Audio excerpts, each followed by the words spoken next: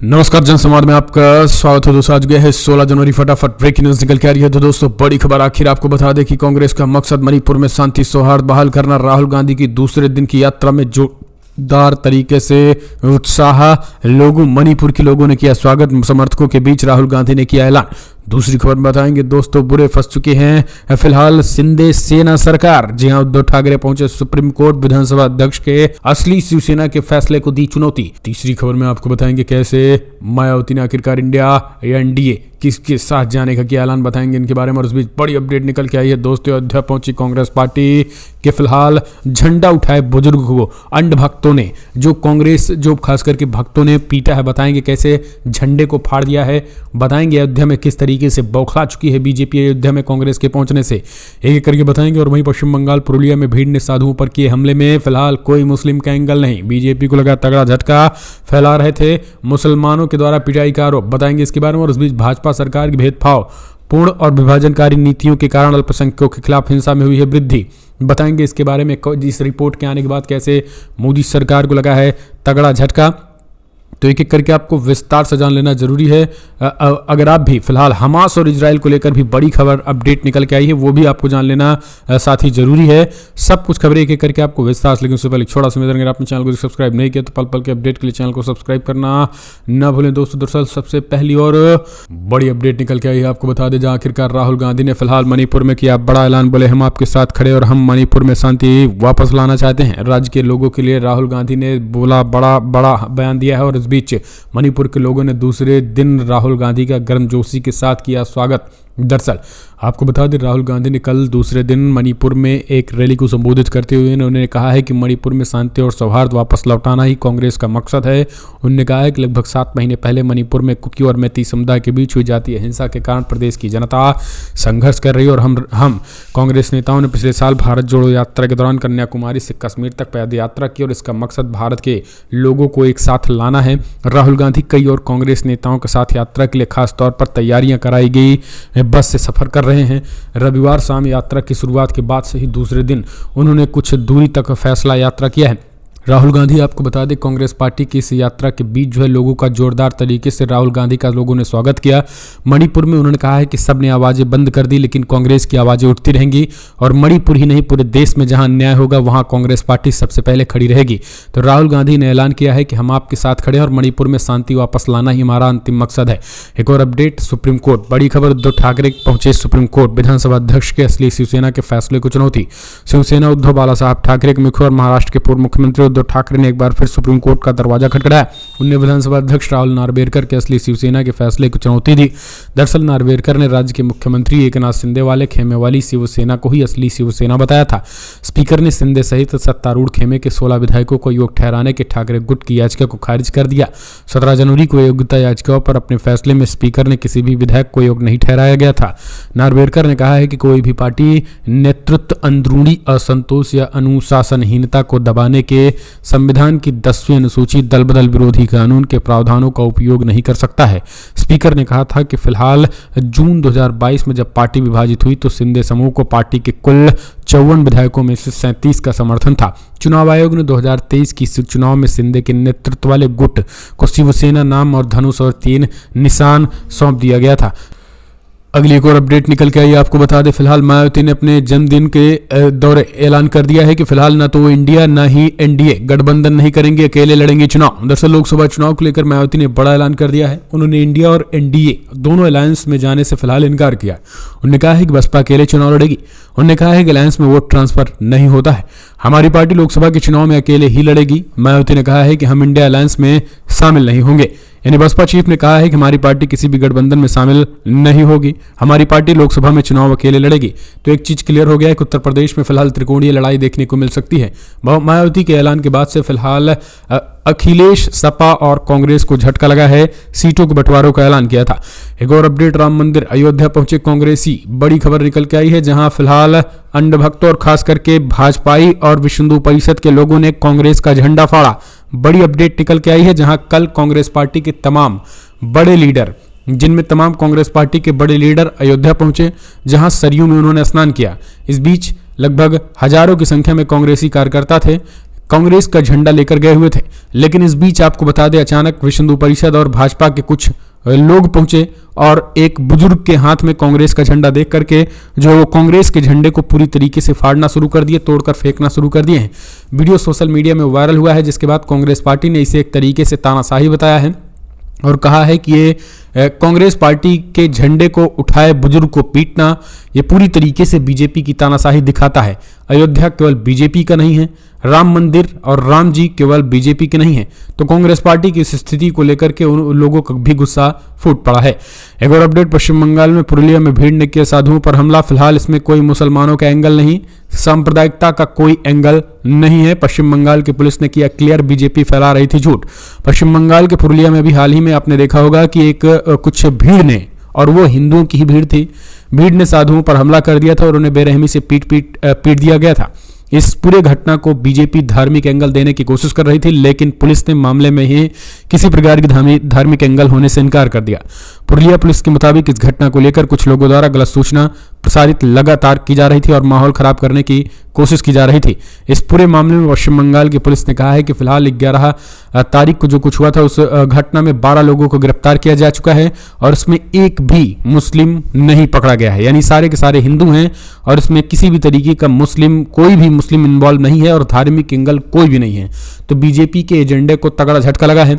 एक और अपडेट, भाजपा सरकार की भेदभावपूर्ण और विभाजनकारी नीतियों के कारण अल्पसंख्यकों के खिलाफ हिंसा में हुई वृद्धि, ह्यूमन राइट वॉच ने किया खुलासा। दरअसल अंतर्राष्ट्रीय संस्था ह्यूमन राइट वॉच ने बीते गुरुवार को अपनी वर्ल्ड रिपोर्ट 2024 जारी की है, जिनमें भारत की मौजूदगी स्थिति को लेकर भी चिंता जाहिर की है। रिपोर्ट्स में कहा गया है कि फिलहाल हिंदूवादी भारतीय जनता पार्टी के नेतृत्व वाली सरकार ने राजनीति में प्रेरित आपराधिक आरोपों पर सामाजिक कार्यकर्ताओं, पत्रकारों और विपक्षी राजनेताओं और सरकार के अन्य आलोचकों को गिरफ्तार किया है। ह्यूमन राइट वॉच की एशिया उप निदेशक मीनाक्षी गांगुली के मुताबिक भाजपा सरकार की भेदभावपूर्ण और विभाजनकारी नीतियों के कारण भारत में अल्पसंख्यकों और उनके खिलाफ हिंसा में वृद्धि हुई है। हरियाणा में रिपोर्ट में हरियाणा के नूह में एक हिंदू जुलूस के दौरान भड़की सांप्रदायिक हिंसा के बाद प्रशासन द्वारा सैकड़ों मुस्लिम संपत्तियों को अवैध रूप से ध्वस्त करने और मुस्लिम लड़कों को हिरासत लेने का भी जिक्र किया गया है।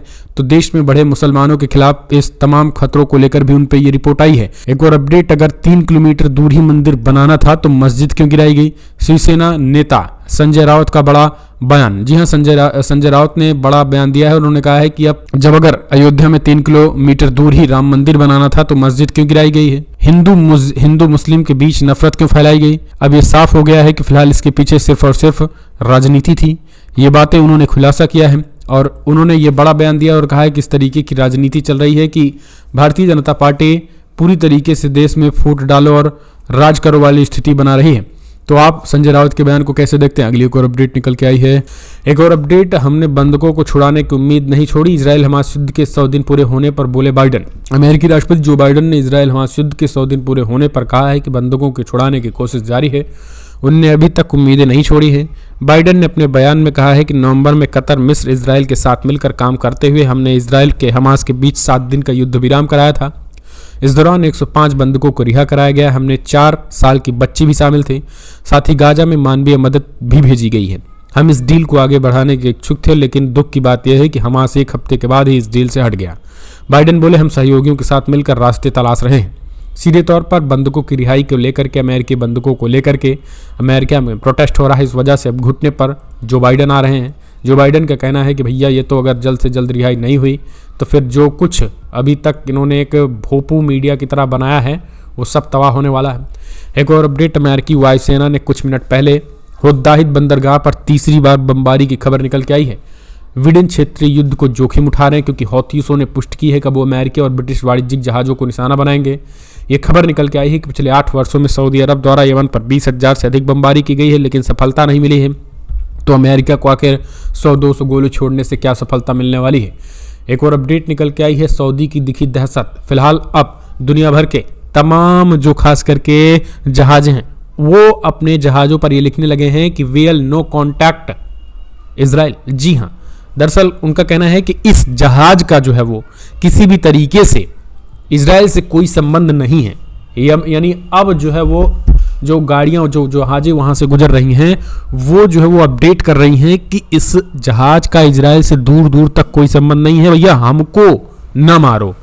यमन से संघर्ष बचने के लिए सऊदी के टैंकर डिजर्ट रोज ने लाल सागर से गुजरते वक्त अपनी स्थिति और यात्रा डेटा पर वीएल नो कॉन्टैक्ट इजराइल लिख दिया है। तो आप अंदाजा लगा सकते हैं कि किस तरीके से जो है वो अब दहशत है यमन के लोगों का किस तरीके से दहशत है, जहां इजरायली जहाज़ों पर इतना कहर बनकर टूट रहे हैं कि अब दुनिया भर के तमाम जहाज़ों को इस बात का डर सताने लगा है कि अगर इसी तरीके से हमले होते रहे तो उनका क्या होगा। और यही कारण है कि अब सब ज़्यादातर लगभग अपनी इस टैंकरों में जहाज़ों पर ये लिखने लगे हैं कि हमारा इजराइल के साथ कोई संबंध नहीं है। ये अपने आप में एक बहुत बड़ी बात है। तो दोस्तों, अगर आप भी इस चीज़ को मानते हैं कि ये कहीं ना कहीं दहशत पैदा करने के लिए काफ़ी है और यही दहशत इन देशों में होनी चाहिए, तो आप मानते हैं, कमेंट्स माध्यम से अपने सुझाव दें। अगली एक और अपडेट निकल के आई है दोस्तों, जहां आखिर कैसे लगातार विवाद बढ़ रहा है। 15 मार्च तक मालदीव ने भारतीय सैनिकों को देश छोड़ने का आदेश दे दिया है। विदेश मंत्री एस जयशंकर का बयान निकल के आया है इस पूरे मामले में। जी हाँ, दरअसल आपको बता दें, मालदीव को लेकर के कहा जा रहा है कि मालदीव ने कल मोइज्जू जो है वो चाइना से वापस आए 5 दिवसीय दौरे खत्म करके, और मालदीव के राष्ट्रपति मोइज्जू ने ऐलान कर दिया है कि 15 मार्च तक अगर सेना वापस नहीं बुलाया तो टकराहट बढ़ेगी और हमें जबरदस्ती यानी हमें सैनिकों के जरिए हमें भारतीय सैनिकों को निकालने पर मजबूर होना पड़ेगा। ये बातें जो है वो कोई और नहीं, मोइज्जू ने कहा है। और इस बात से एक चीज़ क्लियर हो जाती है कि कहीं ना कहीं ये चीज़ें जो हैं वो टकराहट वाली स्थिति पैदा कर सकती हैं, क्योंकि अब सिचुएशन काफ़ी ख़राब हो रहा है। इस बीच विदेश मंत्री एस जयशंकर ने कहा है कि राजनीति में उतार चढ़ाव जो है वो होता रहता है। उन्होंने कहा है कि फिलहाल हर कोई समस्या भारत का समर्थन ही करेगा। उन्होंने कहा है कि इसकी कोई जिम्मेदारी नहीं ले सकता कि हर कोई हर समय भारत का समर्थन ही करेगा। राजनीति में हमेशा उतार चढ़ाव आता रहता है। इस विवाद को हम डिप्लोमेटिक तरीके से हल कर रहे हैं। बस इतना छोटा सा बात उन्होंने कह करके, और इस पर ज़्यादा कुछ उन्होंने नहीं कहा है, लेकिन ये चीज़ें उन्होंने कहा कि हम हल करने की कोशिश कर रहे हैं। एक और अपडेट निकल के आई है, मणिपुर के सेकमई पहुंचे राहुल की यात्रा। भारत जोड़ो न्याय यात्रा में समर्थकों ने किया जोरदार स्वागत। राहुल गांधी की भारत जोड़ो न्याय यात्रा का दूसरा दिन है। राहुल मणिपुर के इम्फाल वेस्ट से यात्रा शुरू कर चुके हैं और इस वक्त इम्फाल के सेकमई में है। जैसे ही यात्रा सेकमई पहुंची, वहां के स्थानीय लोगों ने जोरशोर यात्रा के साथ राहुल गांधी का स्वागत किया। इस दौरान कलाकारों द्वारा मणिपुर के पारंपरिक नृत्य पेश किए गए और बड़ी संख्या में कांग्रेस समर्थक नारेबाजी करते नजर आए। दरअसल 2024 चुनाव से ठीक पहले राहुल गांधी ने भारत जोड़ो न्याय यात्रा का ऐलान एक बार फिर पार्टी को मजबूत करने की कोशिश की। ये न्याय यात्रा 20 मार्च तक चलेगी और 15 राज्यों में करीब 6700 किलोमीटर की दूरी तय करेगी। एक दिन पहले यात्रा के आगाज के दौरान राहुल ने केंद्र सरकार पर मणिपुर को लेकर जमकर हमला बोला था। कांग्रेस के पूर्व अध्यक्ष राहुल गांधी ने भारत जोड़ो न्याय यात्रा शुरू की और देश की ऐसे दृष्टिकोण रखने पर जोर दिया जो हिंसा और नफरत नहीं बल्कि सद्भाव और भाईचारे पर आधारित होगा। राहुल गांधी ने कहा है कि भारत जोड़ो न्याय यात्रा इसीलिए निकाली जा रही है क्योंकि देश भारी अन्याय के दौर से गुजर रहा है। तो ये चीज़ें उन्होंने कही हैं। एक और अपडेट निकल के आई है दोस्तों, जहां आखिर आपको बता दें मायावती ने ऐलान कर दिया है। जी हाँ, दरअसल आपको बता दें इंडिया या एनडीए से नहीं बल्कि खुद लड़ने का ऐलान जन्मदिन पर। दरअसल लोकसभा चुनाव को लेकर मायावती ने बड़ा ऐलान किया। उन्होंने इंडिया और एनडीए दोनों अलायंस में जाने से इनकार कर दिया। उन्होंने कहा है कि बसपा अकेले चुनाव लड़ेगी। उन्होंने कहा है कि अलायंस में वोट ट्रांसफर नहीं होता है, हमारी पार्टी लोकसभा के चुनाव अकेले ही लड़ेगी। मायावती ने कहा है कि हम इंडिया अलायंस में शामिल नहीं होंगे। बसपा चीफ ने कहा है कि हमारी पार्टी किसी भी गठबंधन में शामिल नहीं होगी। हमारी पार्टी लोकसभा के चुनाव अकेले इसीलिए लड़ती है क्योंकि इसकी कमान एक दलित के हाथों में है। उन्होंने कहा है कि हमारी पार्टी लोकसभा चुनाव अकेले लड़ेगी और हम किसी गठबंधन में नहीं जाएंगे।